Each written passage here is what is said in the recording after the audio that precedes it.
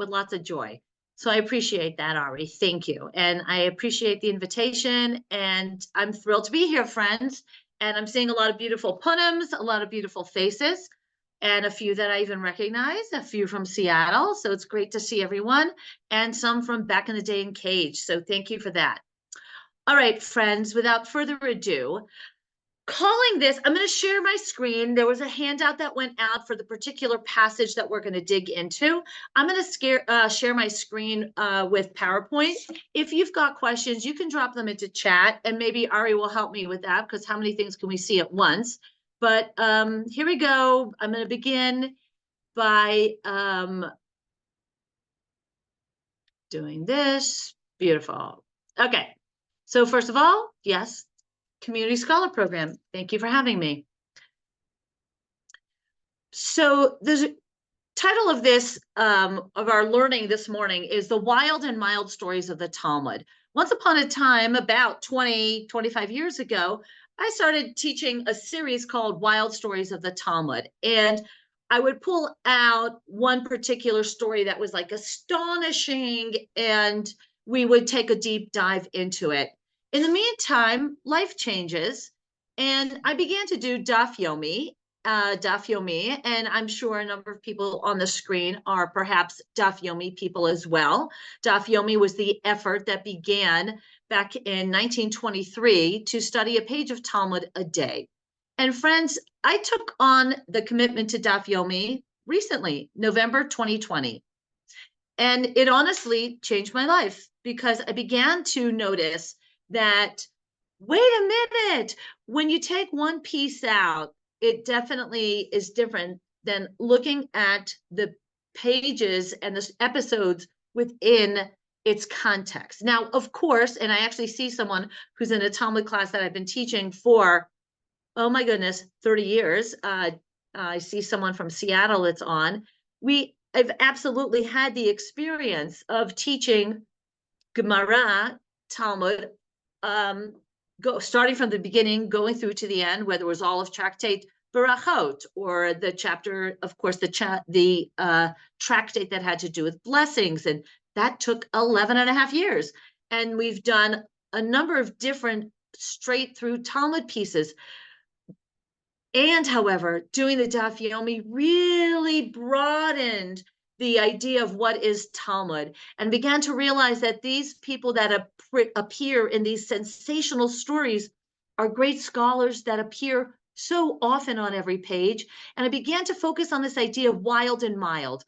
The mild pieces, which kind of is a misnomer for anything Talmud related, but mild being the everyday idea of the jurisprudence, of the legal document that the Talmud is. A quarter of the Talmud is, perhaps, for lack of better words, stories, narratives, but the rest is legal discussions about everything Jewish. So let's take a look. So again, Daf Yomi, if anyone has questions on that, we can deal with that a little bit later. But here's the big deal. Again, let's take the wild together with the mild. And today's case is what I like to call the case of Rav Ada bar Abba. Dun, dun, dun, dun, dun. Let's see what happens. It all begins with a mishna. And of course, this is the important structure that we're familiar with from the Talmud. We begin with the mishna. We are landing ourselves right now in the Tractate Batra. There are, if you hear the word Baba and that sounds familiar to you, that's because there are 3 tractates called with the word Baba: Baba Kama, Baba Metzia, Baba Batra. The first gate, the middle gate, the end gate. They, in fact, were all one tractate, but they were a little bit too long to keep in one book. This tractate itself is talking about property and is talking about where people live. So I want to begin with the Mishnah, the core teaching that is in Hebrew, that predates the Talmud by about 100, 200 years or so. And it is a teaching that was often committed to memory. And it's the discussion upon which everything is going to be surround. And here we go. The Mishnah begins in a very simple legislative way. Chanut shebechatzer yachol limchot beyado v'lomar lo eini yachol lishan mikol hanichnasin u'mikol hayotzein אבל עושה כלים יוצא ומוכר בתוך השוק, ואינו יכול למחות בידו ולומר לו, איני יכול לישון, לא מכל הפטיש ולא מכל הרחיים, ולא מכל התינוקות. So we're talking about what it's like to live in a neighborhood and what it's like to live in a street. And I think that there are a broad familiarity with the idea of zoning laws. What are you zoned to have in your neighborhood? Can there be a school in your neighborhood? Can there be a store in your neighborhood? Can there be a restaurant in your neighborhood?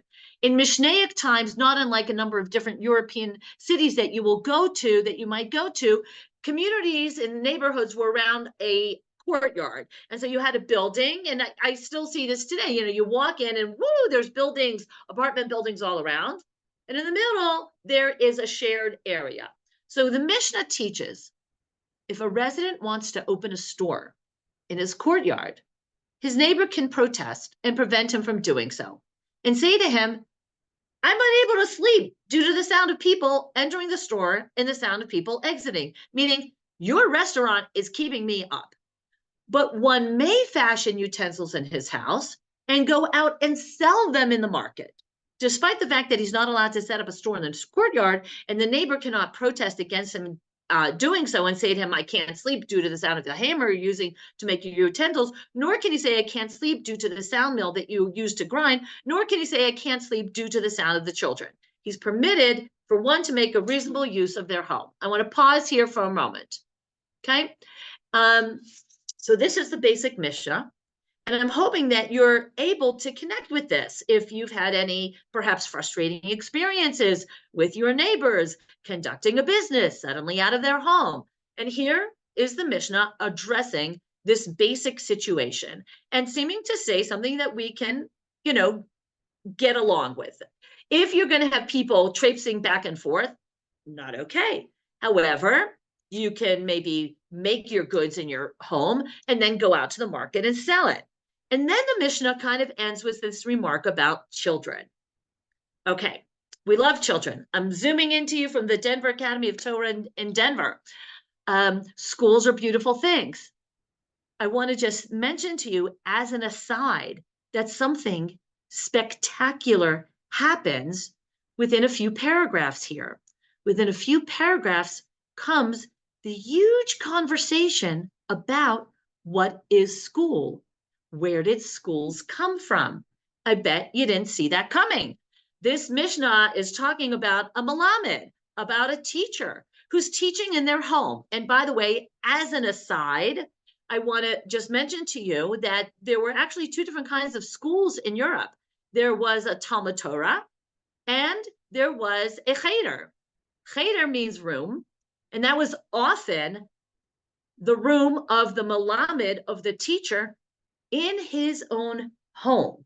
And that was a private school that parents paid for, as opposed to a Talmud Torah that was established by the community, that the community funded and that all children were able to go to, which is really interesting because we're going to get into this conversation here in this passage that we're skipping. But in the passage here about school, it's really interesting about where schools were, how come there were schools, how come parents didn't just teach their children, and a whole long interesting story about that, and the person who invented schools, Rabbi Yoshua ben Gamla.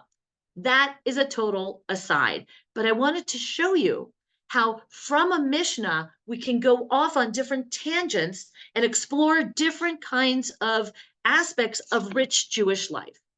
I'm taking a pause. I'm going to, if there's anything in chat, Ari, that is a question that you think we should raise, go for it. Otherwise, I'm going to go back to our page. Nope, keep going right now. Okay, here we go. So continuing on, we're going to go right there.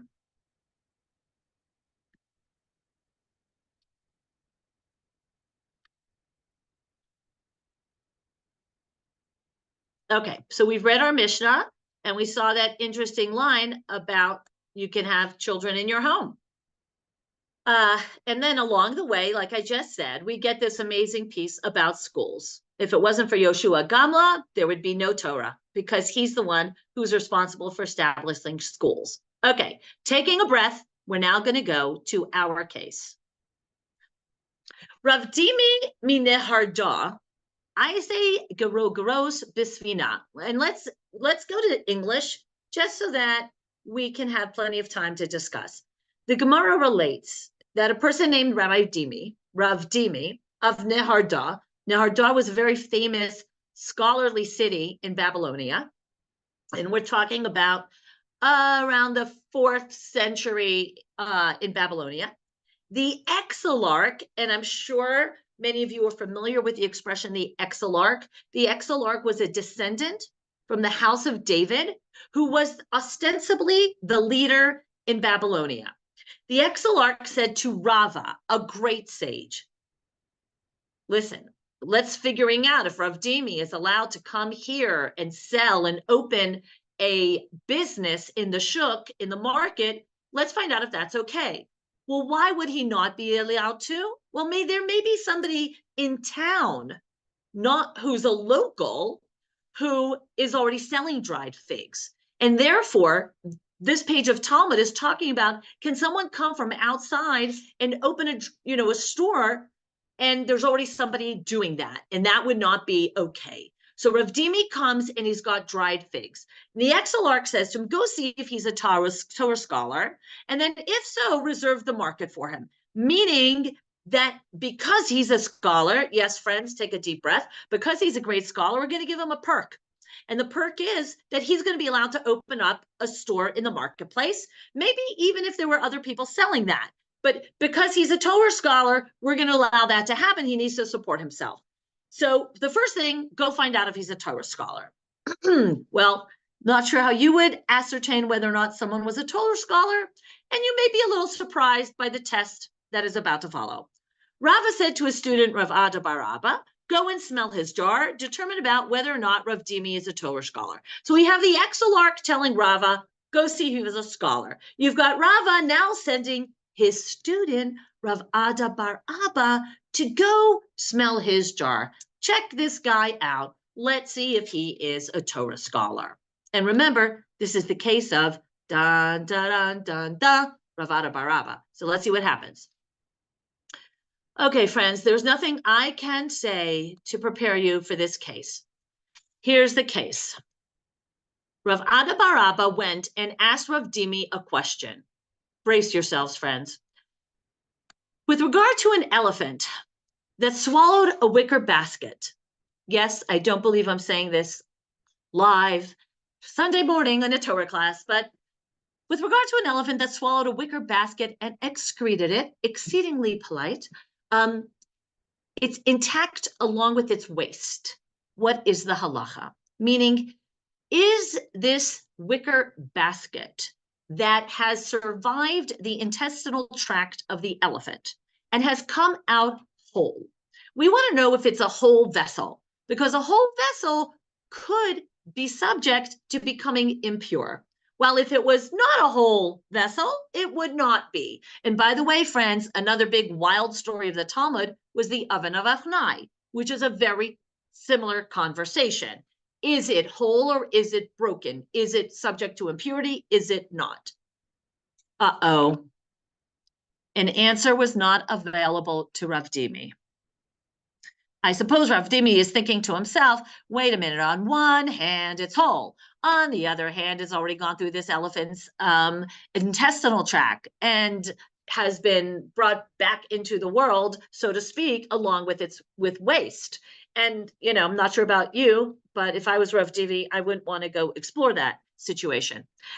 Moving forward here, Rav Dimi said to Rav Ada bar Ada, is the master Rava, meaning Rav Dimi has never met Rav Ada bar Raba before. There is no Facebook or Instagram. He has come from Neharda. This man has approached him to figure out if he's a scholar enough. And he goes, are you Rava that you're asking me such a difficult question? Rav Ada bar Raba, the student of Rava, who had been sent by the exilarch to test Rav Dimi, struck him on his shoe in a disparaging way and said to him, there's a great difference between me and Rava, but I am perforce your teacher, and Rava is your teacher's teacher. So he, as we say in Yiddish, he went around and told him betat and stat. He went in and gave him a little bit of a, perhaps it's called a diss. He definitely is putting him down. When Rav Ada bar Raba simply says, "Are you Rava?" He says, he strikes him on his shoe, and he says, "Look, there's a difference between, don't even think I'm Rava. I'm your teacher, but Rava is your teacher's teacher." Moving forward, taking a breath, and if you have questions, plop it in the chat, and Ari will share. What happens next, friends? Based on this exchange, Rav Ada bar Raba decided that Rav Dimi was not a great Torah scholar, and therefore he decided not to reserve the market for him. And Rav Dimi lost his dry figs, and they rotted. So Rav Dimi is quite upset. He lost his parnasa, his way of earning a living. And now he's going to approach another rabbi to see what can be done about it. Rav Dimi came before Rav Yosef to complain and said to him, "The master," meaning you should see what they did to me. And then ostensibly, he must have told him the story, and that his dried figs are now not usable. He can't sell them. He has no way to earn a living. And Rav Yosef hears him. And Rav Yosef says, "He who did not delay retribution for the humiliation of King Edom," meaning just like Edom, who suffered, King Edom suffered in a really appalling incident in the book of Amos, where he sacrifices his own child, and it's quite the episode. But he says, "He who did not delay retribution for the humiliation of King Edom," meaning in the book of Amos, it says, Al shlosha pishay, for the sins of whatever they should be punished. His response to your humiliation should punish whoever transgressed you. Meaning, it's a rabbinic way of saying, I'm with you, Rav Dimi. This is not okay what happened to you. And whoever, meaning God, whoever made sure that even the king of Edom, an enemy of the people Israel, even when his case was heard before God and retribution was taken, so too you. So too you, Rav Dimi, there should be recompense for what happened to you. Let's see what happens. Nach nafshe de Rav Ada bar Raba. Rav Ada bar Raba died. So now I want to really allow this to land. Nach nafshe is the way in the Talmud. It's an expression that we've seen in a number of other places where someone actually dies from humiliation, dies in context to not giving honor to another Torah sage. Rav Kahana, for example, dies from humiliation when Rav Yochanan thinks that Rav Kahana was making fun of him. So nach nafshe is a way of saying that he passed, but it also comes with this idea from a place of humiliation. So again, let's get the story straight. Rav Dimi comes to town. He wants to sell dried figs. Rava, the exilarch tells Rava, go check him out to see if, because he's a rabbi, he can open up a stall in the market. Rava sends his student, Rav Ada bar Raba. Rav Ada bar Raba asks him this interesting question about a basket that has gone through the intestinal tract of an elephant. And Rav Dimi, I want to give Rav Dimi credit for saying, I don't know, right? That's a really important value to be able to say, I don't know. And then on account of that, Rava says, sorry, Rav Dimi doesn't qualify. He doesn't get a stall. And then Rav Ada bar Ada dies. Now I think, wait, hold on. I want to make sure to go back for a moment, because we also had this interesting move of the stick. Rav Ada bar Ada struck him on his shoe in a disparaging way. Okay, so let's just keep that in mind as well. All right, friends, Rav Ada bar Raba is dead, gone. He's never going to be opening a stall in the shuk selling dried figs. So what do you think is going to happen next? What's going to happen next is people are going to experience the death of Rav Ada bar Raba with wonder and curiosity and guilt. Okay, so we're going to take a look at it now and see what happens next. And again, Ari, you can keep me updated on anything going on. There is one question. People want to know where you're getting your English from for this translation. Do you use a Oh, you know what? I was going to mention that. Thank you. I pulled the English from Sefaria, and I want to say that we live in such a blessed time. Pause to say that there are so many different translations and so many websites, whether it's Merkava, whether it's Al HaTorah, whether it's Sefaria, whether it is a paper edition of the Art Scroll, I think Art Scroll also has a digital, and Koren and Steinsaltz. There's so much. And so thank you. I appreciate that. I'm sorry. I should have told you that in the first place. That is the Sefaria English translation.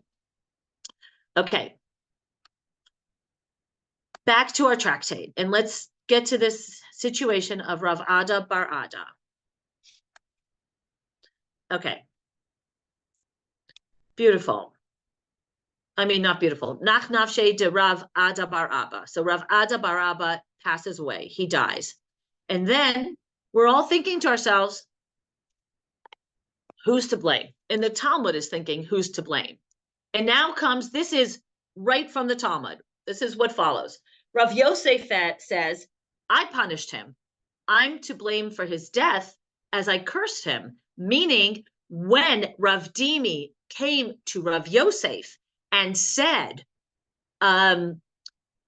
this fellow is, because of him, my figs dried up even more, and they're rotten, and I can't sell them. Rav Yosef said, whoever punished the king of Edom should punish the person who didn't allow you to open your stall for dried figs.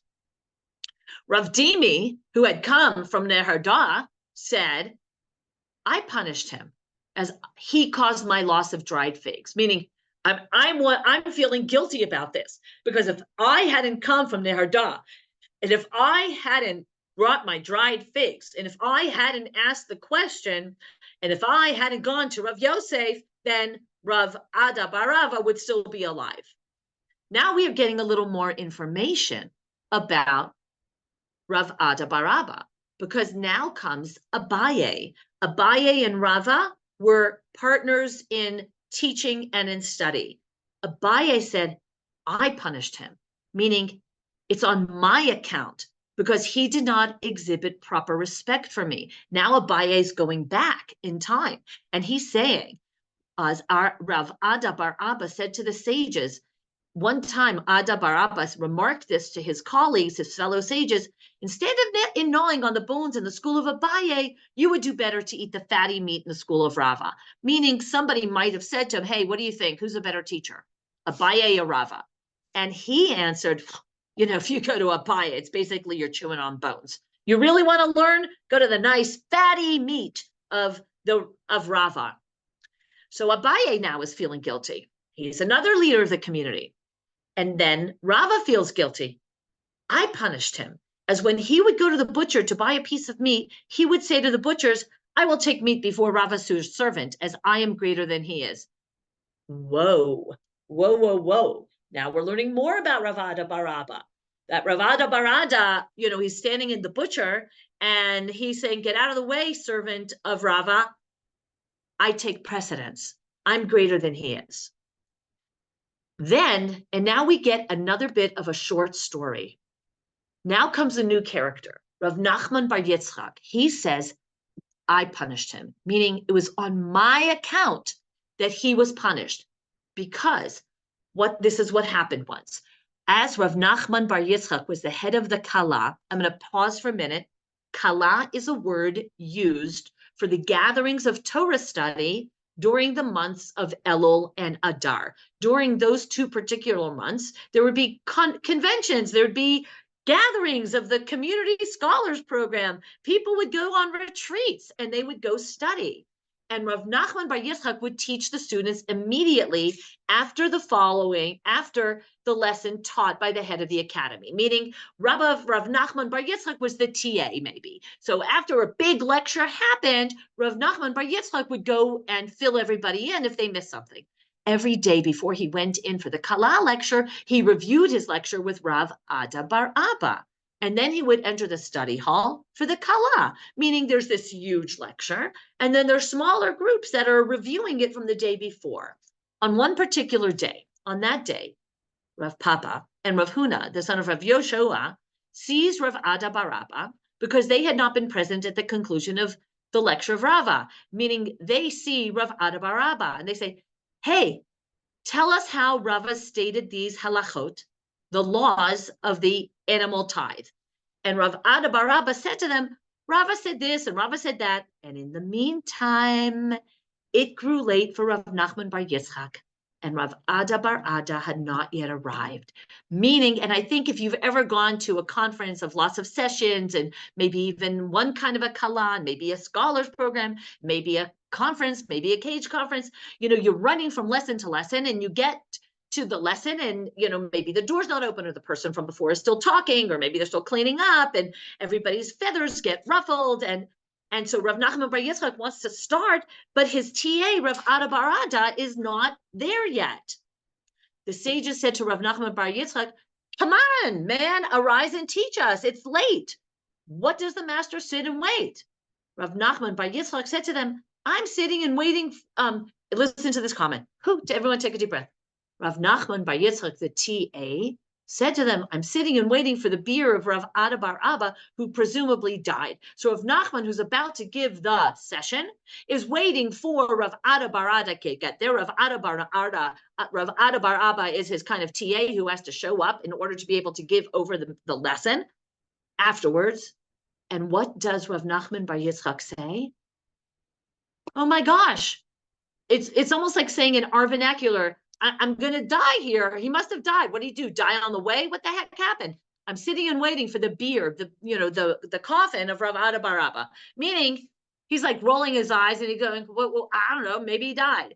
Meanwhile, dun, dun, dun, dun, dun, a rumor emerged that Rav Ada Bar Abba had indeed died. In the Gemara then comments, so too, it's reasonable to conclude that it's really on account of Rav Nachman Bar Yitzchak punished him, i.e. he died as a result of Rav Nachman Bar Yitzchak's statement, as the unfortunate event occurred just as he announced that Rav Ada Bar Abba's biur was on its way. All right, friends, I'm going to take a breath in a minute, but a quick question here. Okay, who done it? This is what the Gemara is talking about.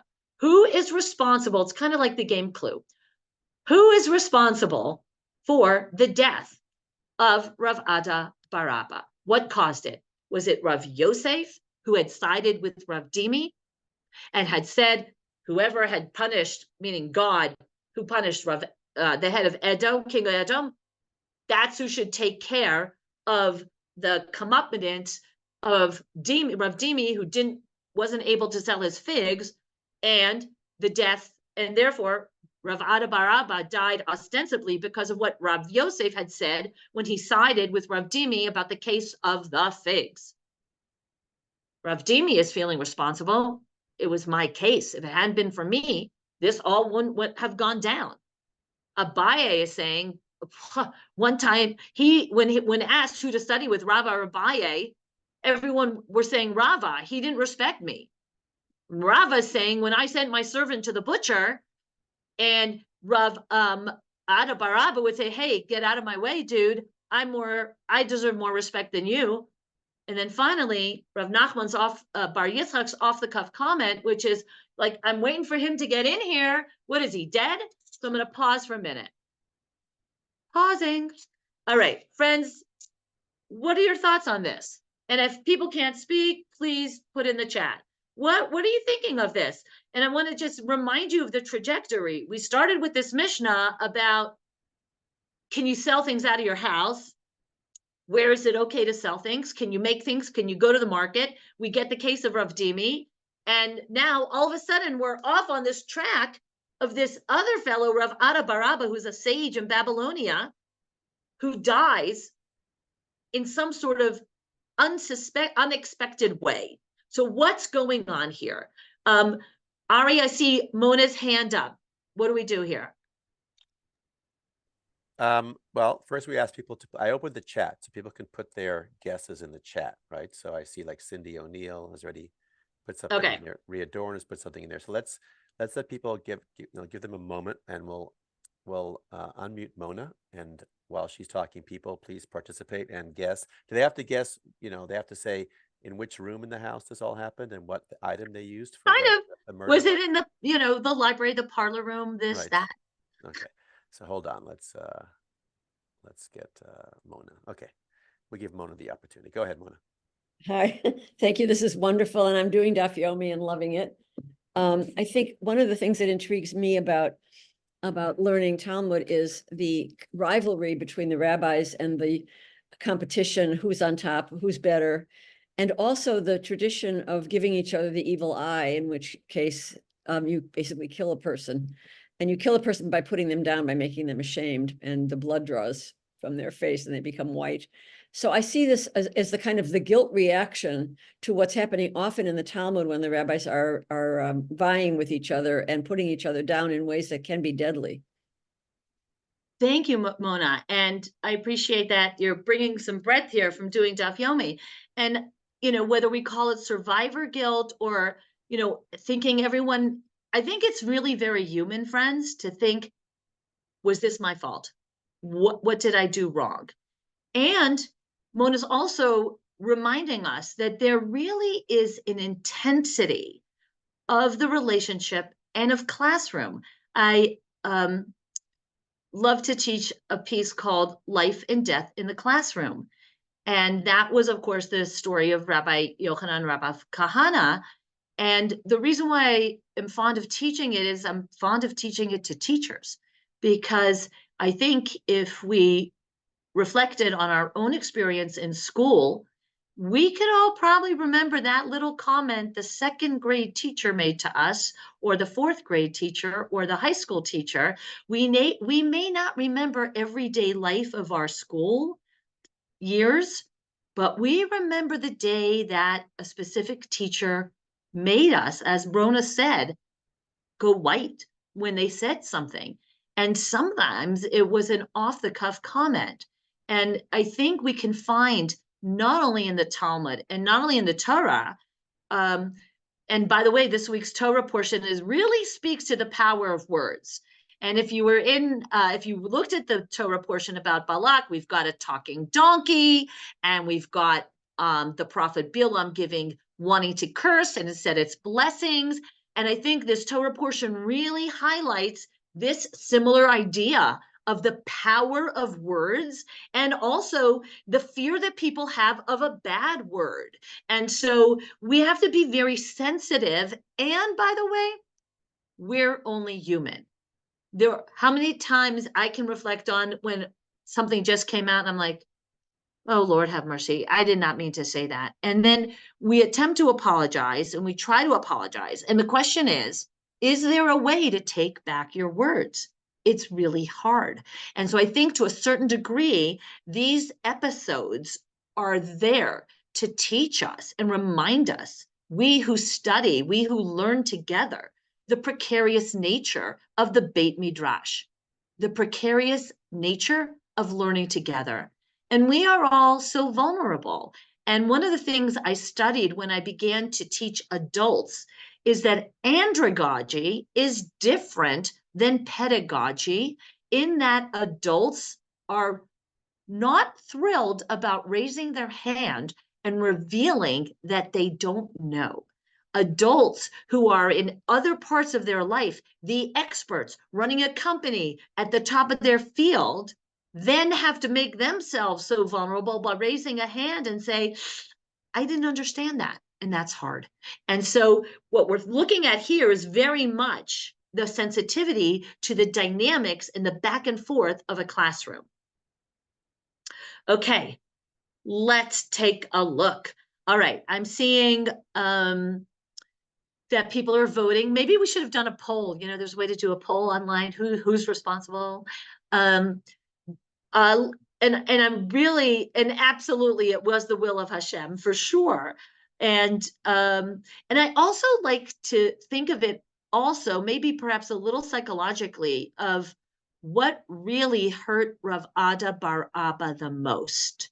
Was it that someone stuck? Was it that Rav Dimi kind of did that thing with the stick? Was it what Rav Yossi, what really hurt him that he got to a place of being fragile and nach nafshe, and he kind of and he passed away. Okay. Well, before you go, so Rebecca, if you look at the chat, asks, is this a question of people rabbis feeling guilty and trying to take responsibility, or is it basically a power play? Who is the most powerful rabbi that has this power that they can bring about someone's death? So what's the story about? Yeah, very interesting. It's definitely could be an underpinning here because we've got Abaye, we've got Raba. I hope it's not. I hope it's not that. You know, yeah, I have to go look back and look at the shoe thing in a minute. Okay, so I hope it's not who's the greater sage that would have, you know, whose hurt would have resulted in the death of Rav Ada bar Abba. And yes, I'm going to go back and look at the shoe thing. Rav Ad, and I like the ultimately Ada bar Abba himself. And I guess that's a really interesting point, because here he was sent by Rava to ask the question about the elephant in the basket. So from now on, friends, elephant in the room is going to mean a whole new thing. So we've got this basket, and trying to, was it a trick question? You know, maybe he could have asked him a question that had already been taught and that he could have been familiar with, rather than coming up with this basket situation. Maybe he's not dead, except for the fact that earlier in the Talmud it had said nach nafshe, he had died, and then we get the rest of the Talmudic story, which gives us actually the timeline that he was actually late to the lecture of Rav Nachman bar Yitzchak. Okay, a wonderful point here being made, that this is a great piece and the timeliness of it, in that this Tuesday is going to be Tisha B'Av. Excuse me, it's going to be Shivasar B'Tammuz, the 17th of Tammuz, which kicks off the 3 weeks. And so I'm opening my calendar. So the fast of the 17th of Tammuz is July 23rd, this Tuesday, and it begins the 3 weeks of mourning for the temple, which is really highlights the relationship between people and people that, as you recall, the stories in the Talmud that the temple was destroyed because of, again, hurt feelings. So this is a definitely a timely reminder. Okay, taking a look at other comments. So if not, I'm going to return to our PowerPoint for a moment. There you go, exactly. And I see someone, Sarah Joy Walsh. I also vote for Rabbi Nachman bar Yitzchak because he spoke Lashon Hara publicly for being late. I know, and you know something? I so connect with him. I kind of know what that feels like when you're like back-to-back sessions and I'm trying to get started and the microphone's not working and the recording isn't happening and the Zoom isn't coming on, and we say things that we shouldn't say.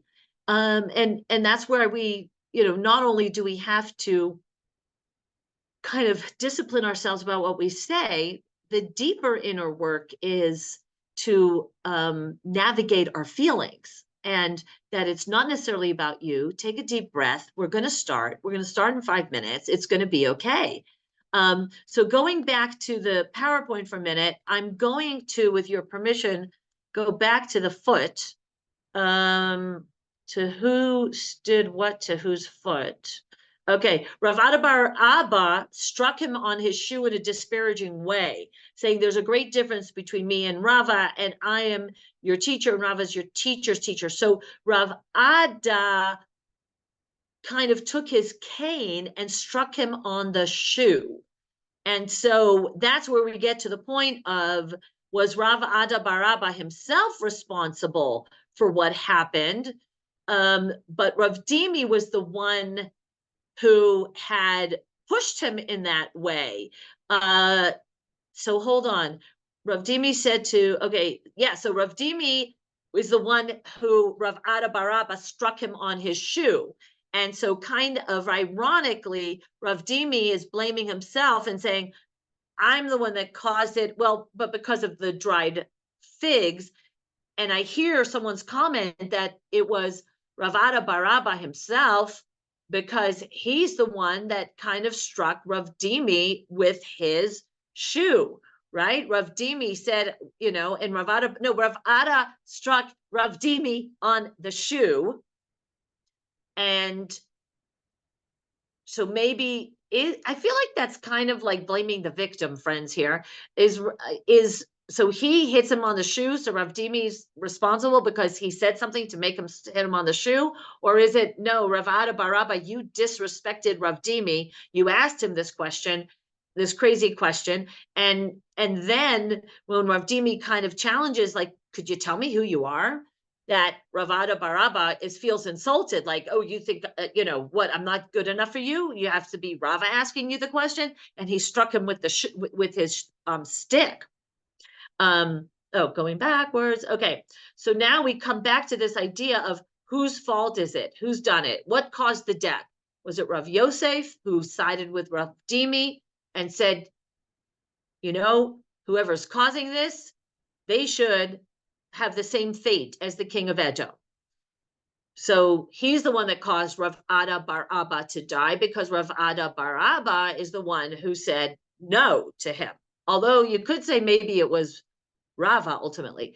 Rav Dimi, maybe because he raised the case and he's feeling bad. Why did I open this can of worms that resulted in him striking me with his stick? Abaye, because of the episode that Rav Ada bar Abba did not respect him and said, you want to go learn at Abaye? Go learn with Rava. Rava's greater. And then Rava's feeling it's his fault because, again, he's the one who said that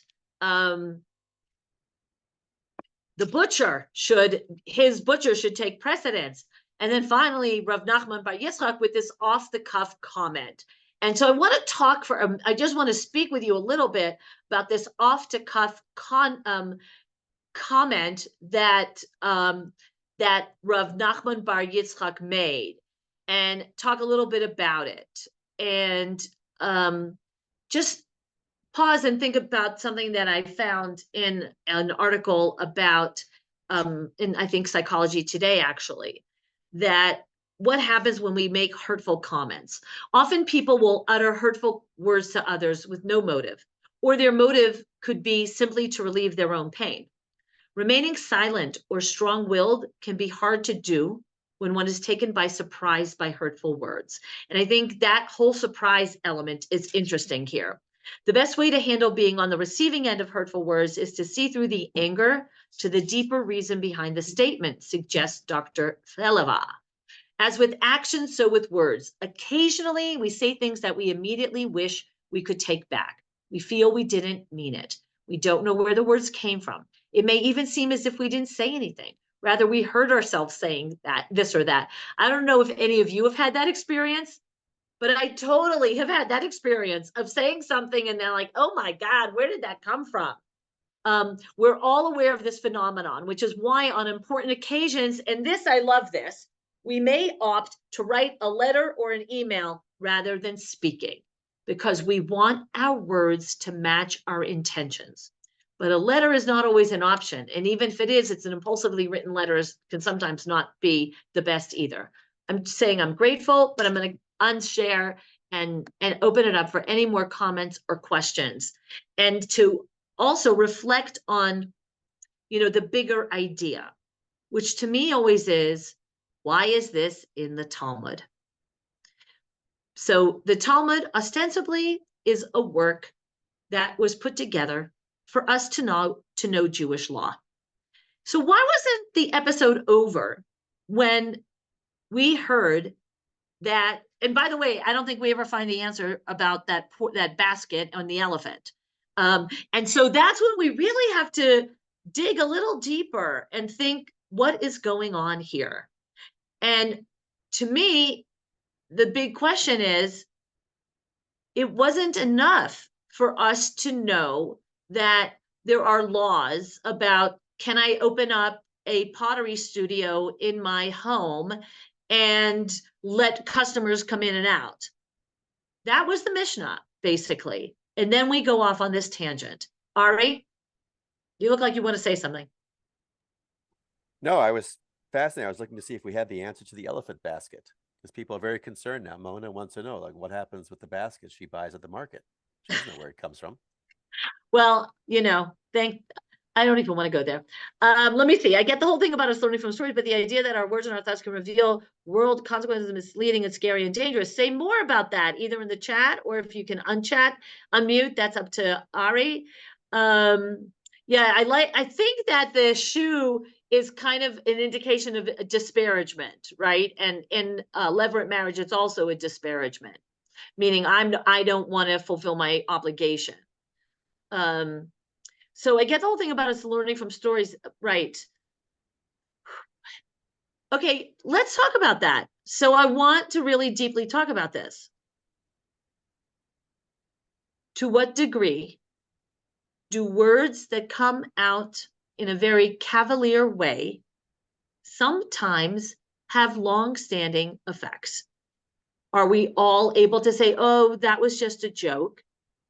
Or do they really have long-range effects? I'm wondering if it's misleading, scary, and dangerous. I can think of another comment, and not to get all dramatic on things, but and again, I can't help my brain from going here.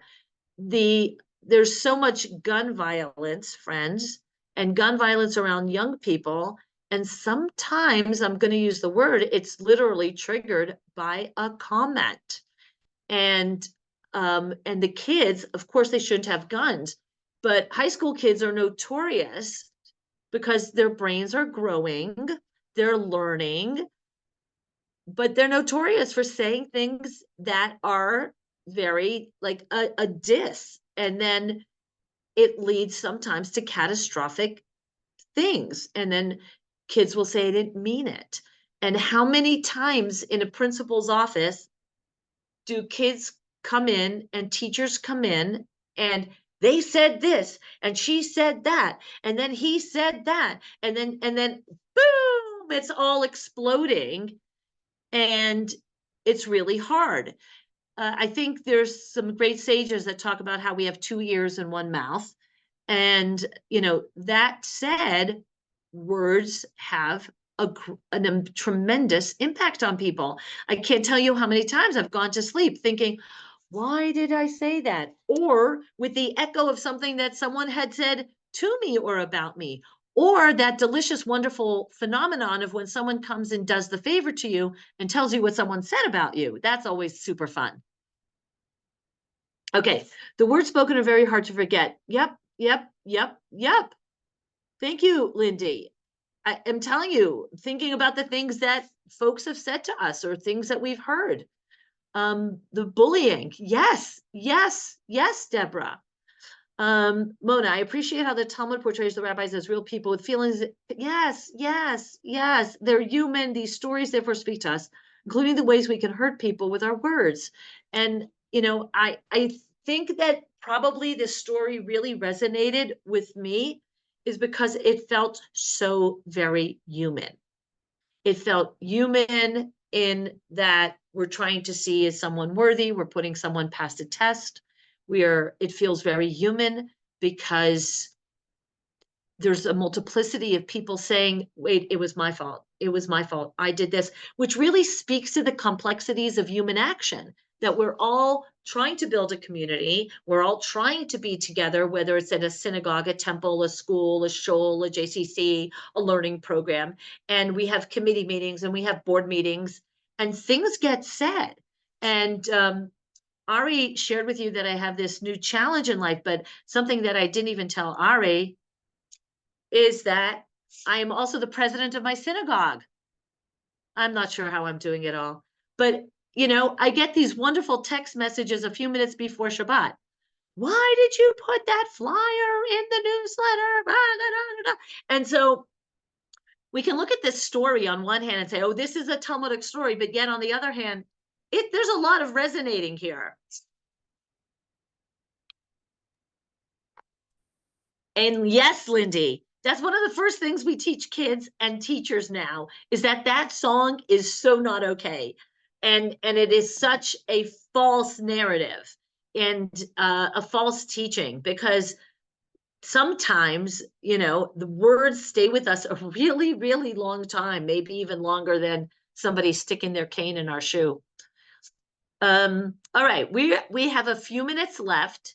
And yeah, I can I ask you some questions that people have been asking? Yeah, totally. Well, first of all, this particular story and about words, as you mentioned, does come up a few times in the Talmud. So the power of words and people dying because of it seems to be something the rabbis want to make sure we see. And they put it in, as you just showed us, in a variety of contexts where it's a surprise to us. So the question is, like, what Daf Yomi, I mean, when you do Daf Yomi, when do you do it every day?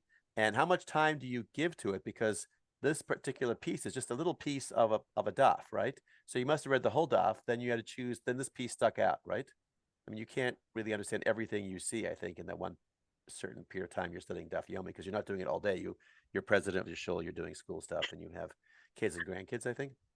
So I guess the question is, when do you do your Daf Yomi, and how do you do it? And how do you, like, where do you dig deep like this?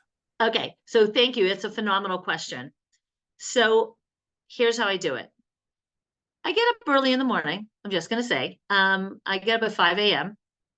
And with the first cup of coffee comes the Daf Yomi, which I, confession, do on my phone on Safari app. I read it straight. And if there's something that really pops, I'll click on commentary. And then I'm on a number of different email groups that send out Daf Yomi emails. So I sometimes glance at them. If I have a drive ahead of me of about 20 minutes, I will listen to Rabbanit Farber, who does a women's Daf Yomi that actually men listen to also. It's called Hadran Podcast.